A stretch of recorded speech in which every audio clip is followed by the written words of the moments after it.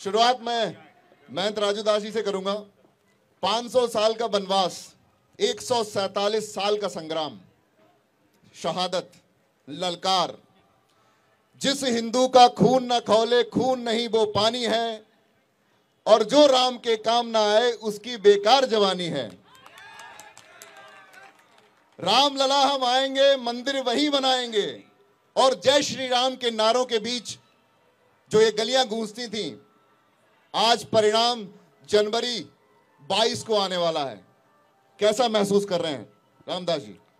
पहले तो बहुत बहुत साधुवाद भारत 20 की इस महत्वपूर्ण कार्यक्रम में आपने जो मंच दिया, और मेरे मंच के साथ साथ में जो बाबरी मस्जिद पक्षकार रहे हैं, लगातार बाबरी मस्जिद की लड़ाई देश और दुनिया तक पहुंचाया है।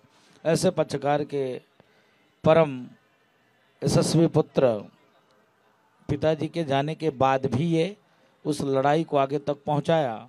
और एक खासियत और भी इनकी, इन्होंने एक वक्त कहा था हम लोग की, अक्सर ही डिबेट में संघर्ष चलता था, अक्सर ही चलता था, रोज चलता था किसी किसी चैनल पर। एक तरफ हम लोग राम जन्मभूमि के पैरोकारी करते थे कि डे टू डे सुनवाई हो, जल्दी से हो।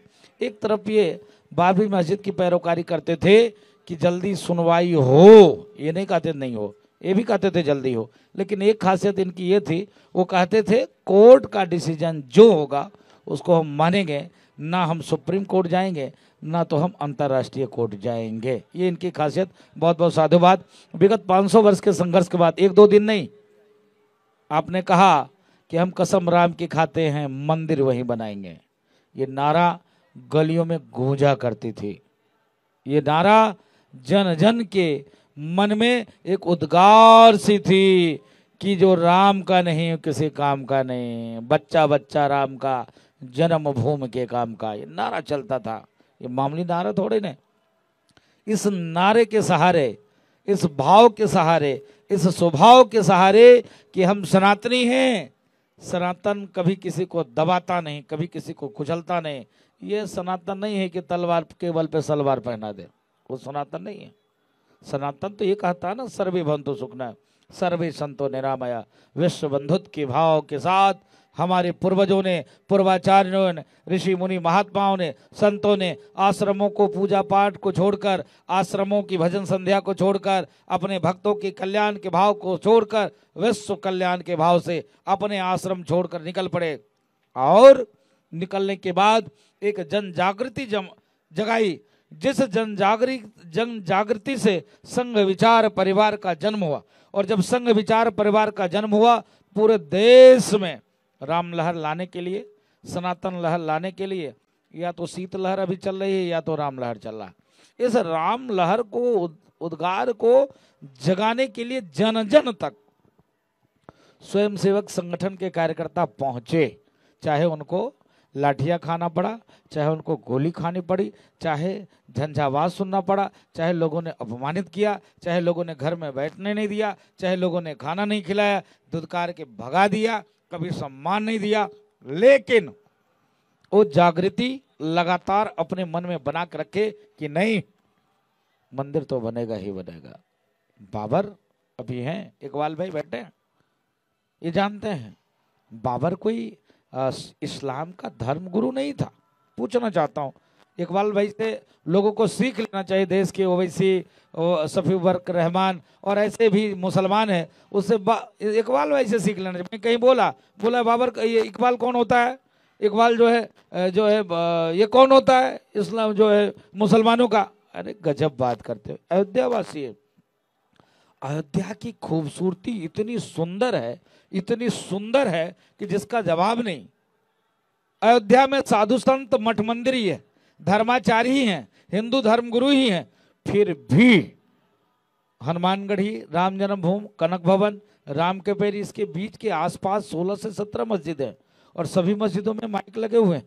कोई आज तक कोई बता दे, सरगद्वारी मोहल्ले में देखेंगे कई मस्जिद है, और वो भी अयोध्या के लोग नहीं, उधर अंबेडकर नगर, बाराबंकी, गोंडा, बहराइच, श्रावस्ती, इधर अन्य तमाम जगह के इस्लामिक दर्शक आते हैं वहाँ पर पूजा और पाठ करने के लिए। लेकिन आज तक किसी साधु ने अपमानित किया हो, किसी साधु ने दुदकारा हो, किसी साधु ने उस मस्जिद पे पत्थर फेंका हो, किसी साधु ने किसी इस्लाम के मानने वाले को अपमानित किया हो? नहीं किया। ये हिंदुस्तान में ही संभव है। हिंदुस्तान में भी कहाँ संभव है?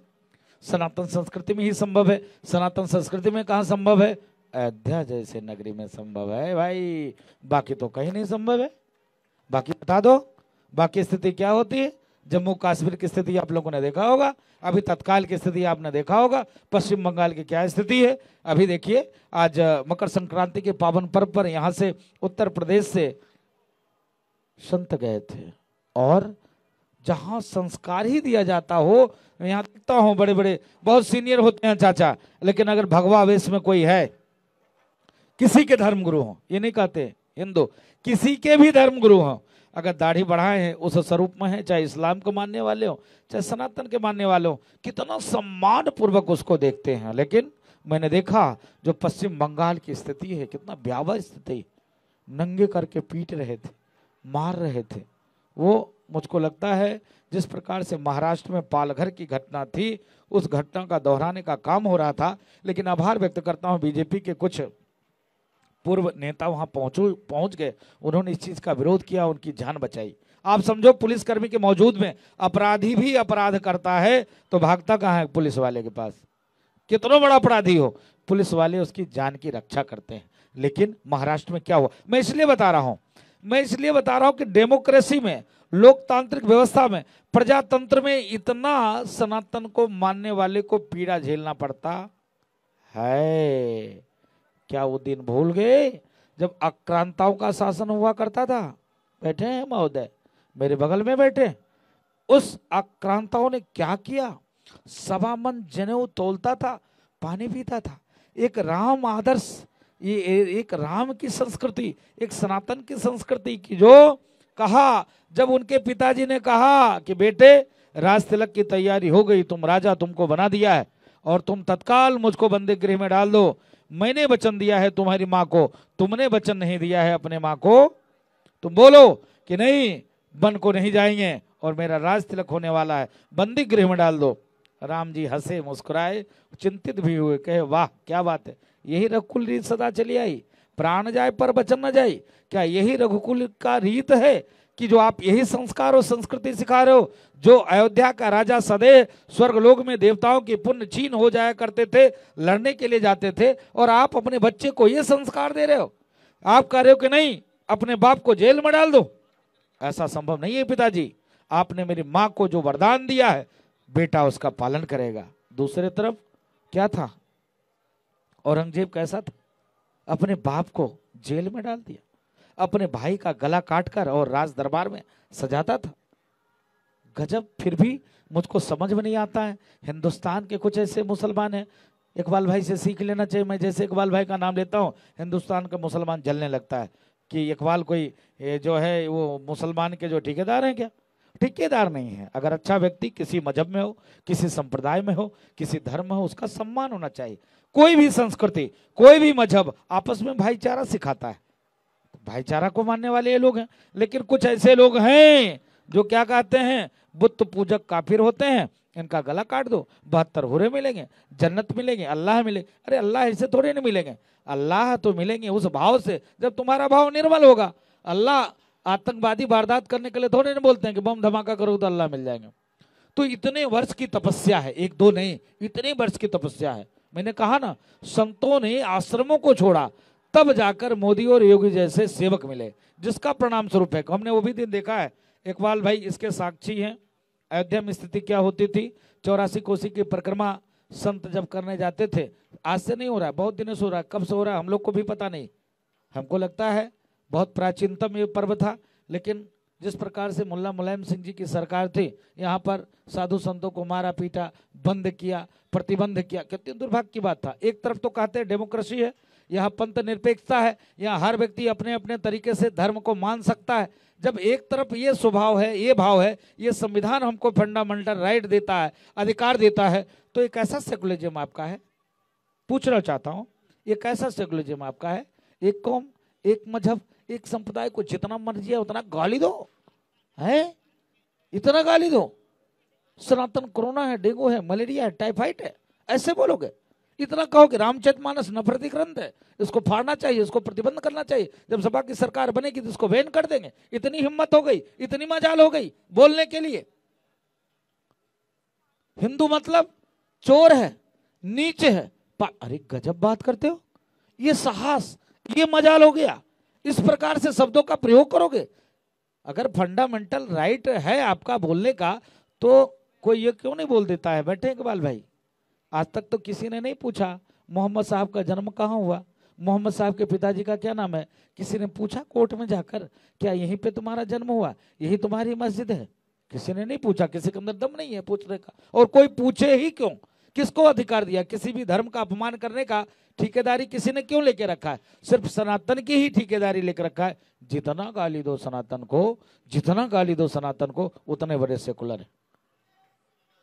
कितनी दुख की बात है महोदय। रामदास जी लगातार, क्योंकि सनातन पर मैं चर्चा करूंगा, सनातन के संत और सनातन की व्यवस्थाओं को समझूंगा आपसे, क्योंकि कई बार मैं परिभाषा जब पूछता हूं तो राजनीतिक परिभाषा सनातन की कुछ और होती है और साधु की सनातन की परिभाषा नहीं, कुछ और गलत, होती है। नहीं नहीं, ऐसा नहीं, कभी नहीं रहा। इसी मंच के माध्यम कभी से 12 नहीं, तारीख को मैंने पूछा। नहीं नहीं नहीं नहीं, कभी कभी हुआ ही नहीं। जो सनातन ये सिखाता हो, सर्वे भवन्तु सुखिनः, सर्वे सन्तु निरामयः। हम कोई, आप देखिए मंदिर में कोई वहां पर किसी पार्टी का प्रवक्ता नहीं होता है, चाहे छोटी मंदिर हो, बड़ी मंदिर हो, चाहे वहां कोई भक्त जाए चाहे ना जाए। जब वहां का पुजारी सिर्फ अकेले घंटी बजाकर आरती करने के बाद भी अगर भगवान का स्तुति करता है, बाद में क्या बोलता है? धर्म की जय हो, अधर्म का नाश हो, प्राणियों में सद्भाव हो, विश्व का कल्याण हो। ये कहाँ सिखाया जाता है भाई? बता दो। मदनी का बैठे इकबाल भाई, आए दिन देखो सीए एनआरसी पे क्या हुआ? मंदिर से नमाज पढ़ने के बाद लोग निकले, पत्थरबाजी शुरू कर दिया।